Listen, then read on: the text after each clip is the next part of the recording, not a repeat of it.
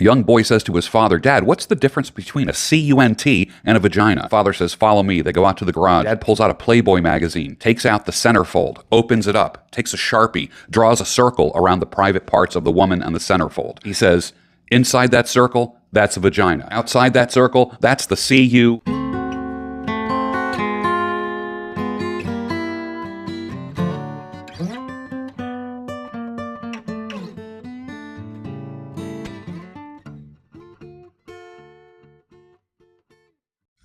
Stirring the coffee with the tactical chopsticks from K-Bar using the Vortex method, the only true way to optimize the taste of your coffee at the molecular level. Good morning.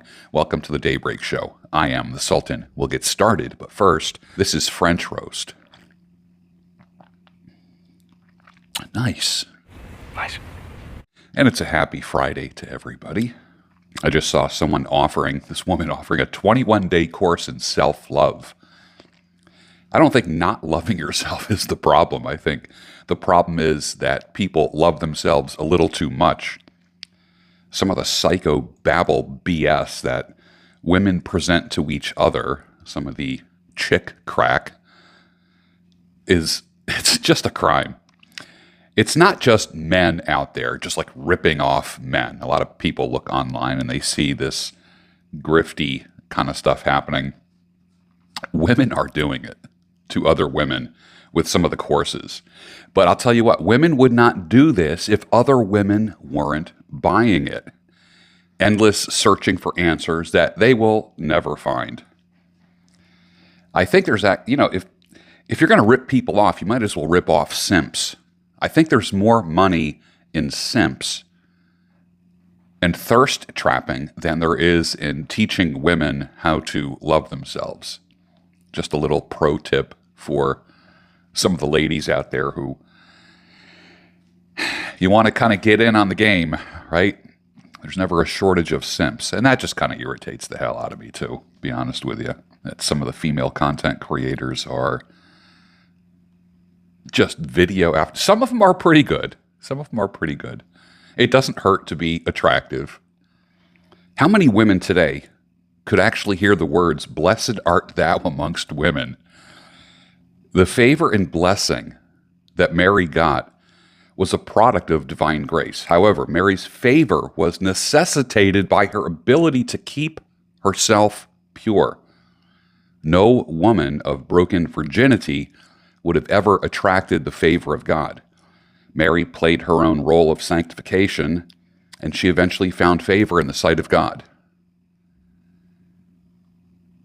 If you think about it, Mary is the only woman that I'm aware of that the word virgin is used on a regular basis. To distinguish Mary from other Marys, we call her the Virgin Mary, right? Just a reminder to my brothers out there, increase your testosterone and libido by 1, wearing boxer shorts, having the testicles away from the body, and cooler, literally a little bit cooler, helps them produce testosterone and sperm production as well. They need to be a little cooler. That's why they are designed. That's why our Creator designed them to be away from the heat of the body.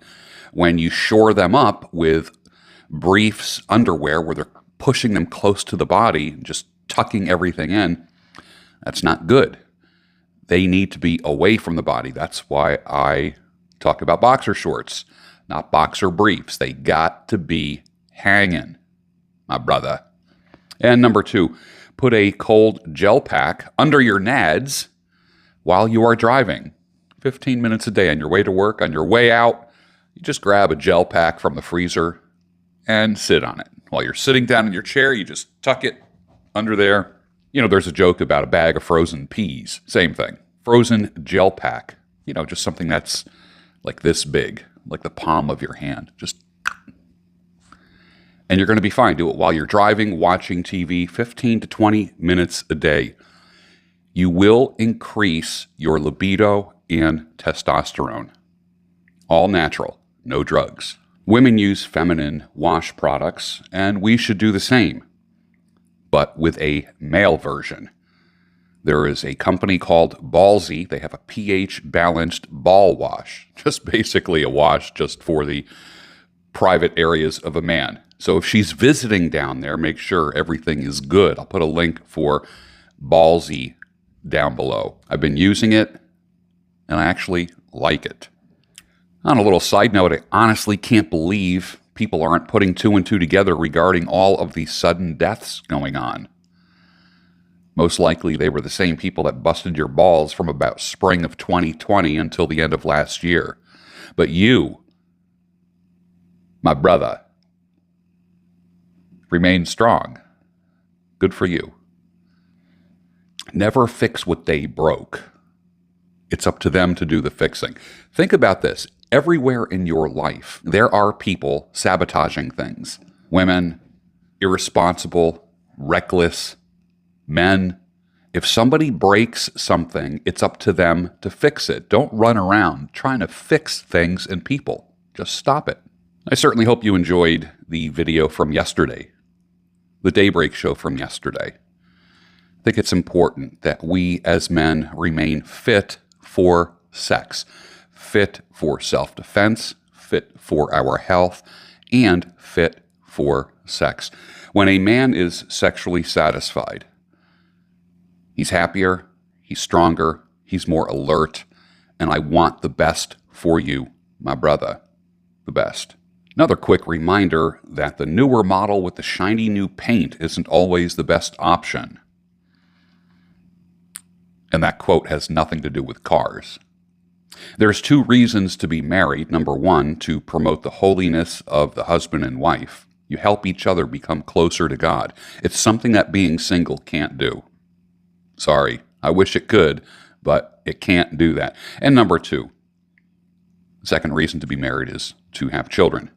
If you're not having children, then it's number one, to promote the holiness of the husband and wife and be closer to God. Will Noland says, 3 things to avoid if you don't want a divorce. Number 1 is porn. Number 2, contraception. And number 3, the wife earning more than you. 3 things that can contribute to a divorce. Do you have an anger problem? Good. Rage is a great fuel. Don't ever let anyone shame you for being angry. If it's the kind of anger that's turned inward and you're punishing yourself, it's not good, obviously. But anger is a great fuel, rage fuel, to work out, to walk, to get things done, to clean, to fold clothes, groceries that need to be put away. Many times, rage is helpful and very motivating. So don't be so quick to fall into the trap of thinking that you have an anger problem, especially if someone says, you have an anger problem. Your response should be good. Ladies, a man settles with one where he finds peace. Everything else comes in second place. Charm, beauty, vitamin P, education, corporate status, all mean nothing. A woman should dress modest and be a woman of peace. That is what is attractive to a man.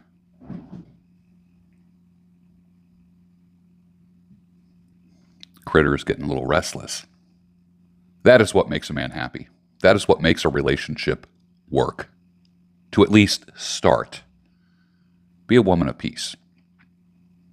There's a book, I'm going to put a link for it down below, called The Man Who Planted Trees. So plant a tree or two this year if you can. You won't regret it. Just make it a practice to plant a tree. Everybody needs to read that book at least once, The Man Who Planted Trees. It's a short read. You'll like it a lot. I get this message. I married a good Christian girl. Her dad was a pastor at church. We were married for 16 years. We have a beautiful son. But guess what? A few months ago, she told me, I lost feelings for you. I don't love you anymore, and I don't respect you. Packed up her stuff and moved out with a cold look on her face. I never thought in my life that this would happen to me, and especially by marrying a Christian girl. This is pretty sad. It's painful to realize subconsciously that it's over. The conclusion that women are like chameleons. They change color upon circumstances in their favor and take advantage as long as it's beneficial at the moment.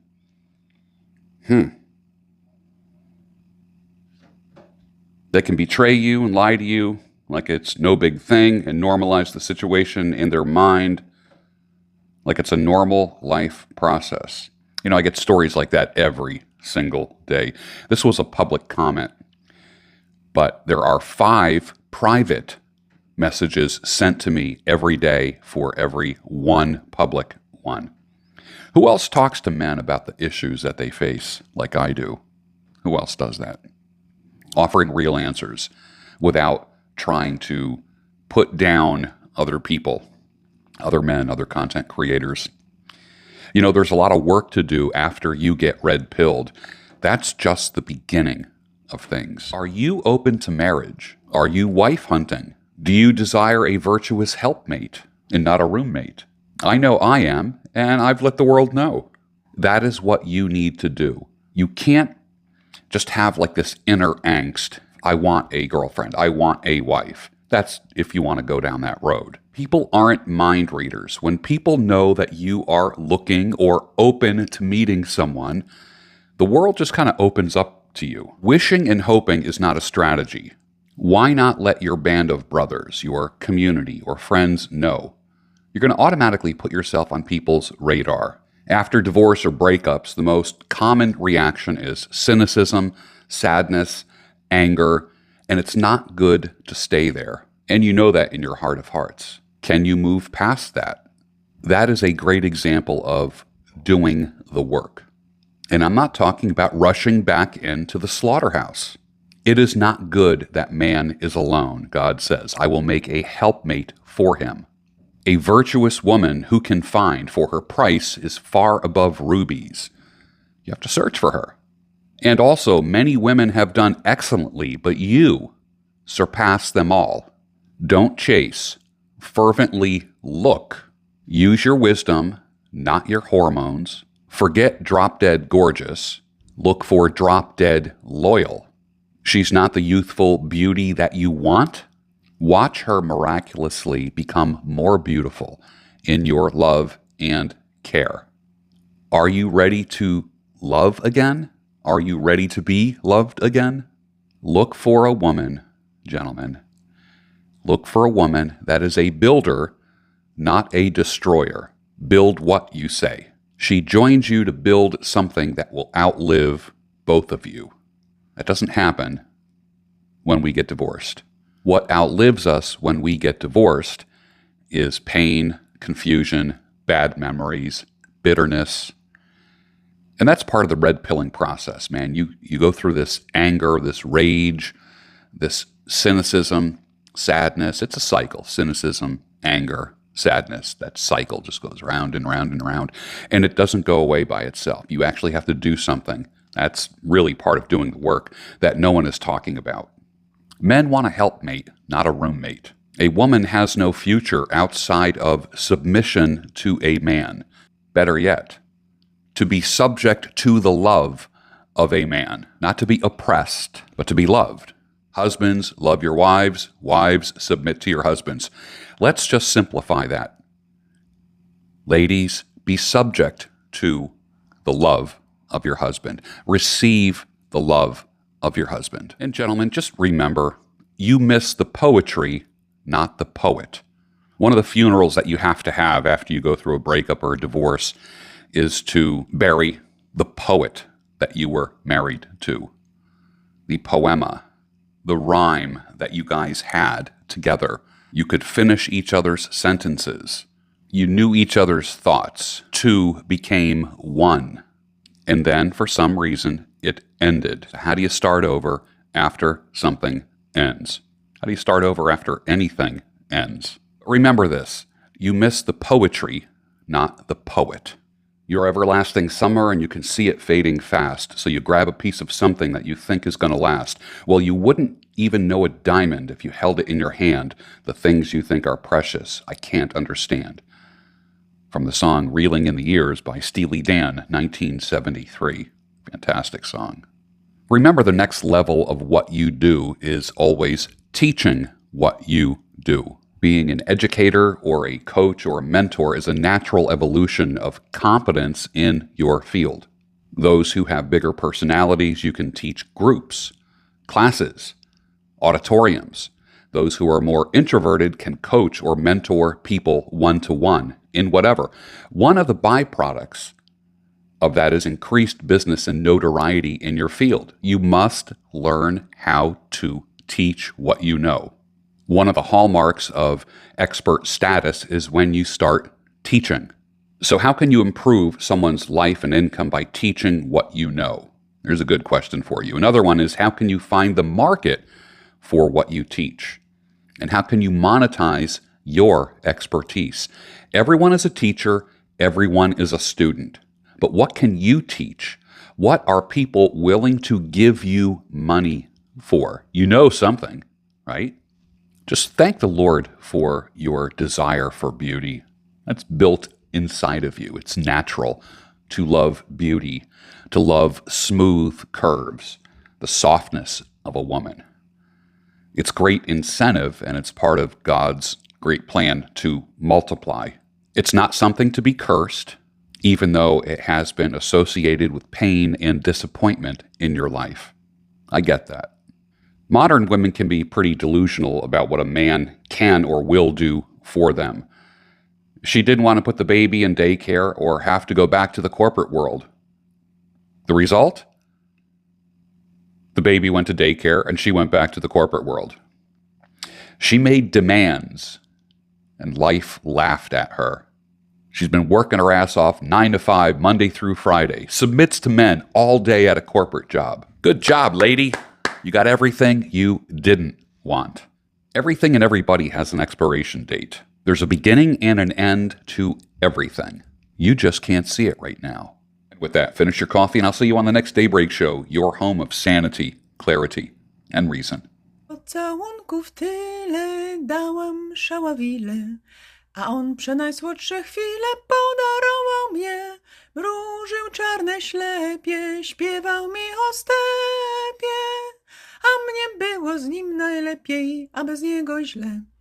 La la la la la la la la la la la la.